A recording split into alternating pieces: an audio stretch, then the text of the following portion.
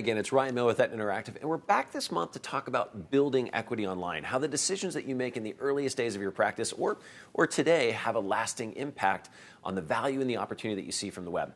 So we have to recognize that, whether you're on day one or late in practice, that the choices you make about how you approach online marketing and where you invest, well, they have a lasting impact. What we want to counsel you to do in the next few minutes is to make, 7 choices in a particular direction that are going to create more value and more opportunity for your practice in a long haul. So let's dive right in and talk about those 7 ideas that are going to help you maximize long-term what you can extract from your marketing for your practice. Now, if you haven't already gotten started, time to think about your domain name. So web addresses that are aligned with your personal last name or the geography that you serve today may in the long term be limiting. If you hope to bring a partner or an associate into the practice, well, a domain name that promotes you personally and your last name could be problematic. And should your practice move, you might find yourself needing to change your domain name, your web address as well. Better to choose a domain name that's aligned with a brand and build equity around the brand to preserve your opportunities and your choices for your future. Now, the second tip that we want to align there is about your before and after photos. For those of you that are practicing in the aesthetic spaces, this is your opportunity to build an asset in the form of images that showcase your work. So taking the time to both collect and organize those photos and ensure that you have proper consent on day one is the best thing that those aesthetic providers can do for their practices. The third tip is focusing on cultivating or writing your own uniquely valuable content. Now, it's common for practices that are operating on a budget in the earliest days of their practice, where they may have time but not as much money, to hire someone to write fluffy blogs.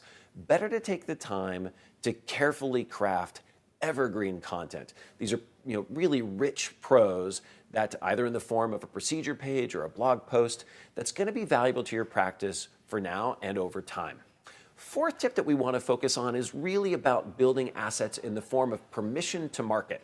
The easy of these that still performs incredibly well today is email marketing. So from day one, even if you're unsure that email marketing is right for you, begin to collect the permission along with those email addresses and grow the list. So when it's finally time to market, it could be a rainy day and you want to make people aware of either a change in the practice or a special that's inside the office. You're going to be grateful that you built that email list and that you're prepared to market there. In terms of building that permission, social media is a similar place where you can gather those fans or followers, attracting them into the practice and securing the permission to have a conversation with them over time. Now, the sixth tip is thinking about your reputation. Now, from the very beginning, it's important that you focus on cultivating positive reviews.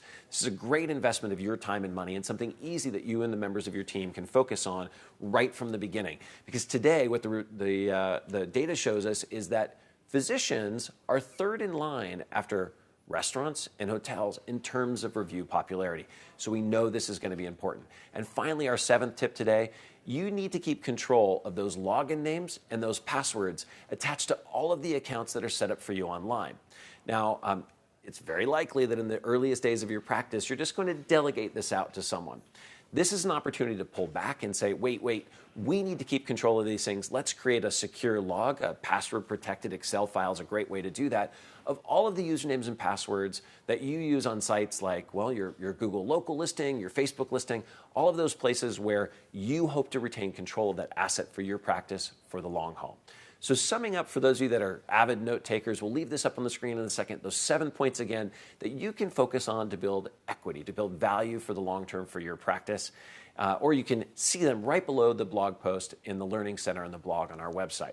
For those that have questions, follow us on Facebook. Remember that you can reach out directly to us through our site. And of course, you can email me directly if you have questions as well. Thank you for your time.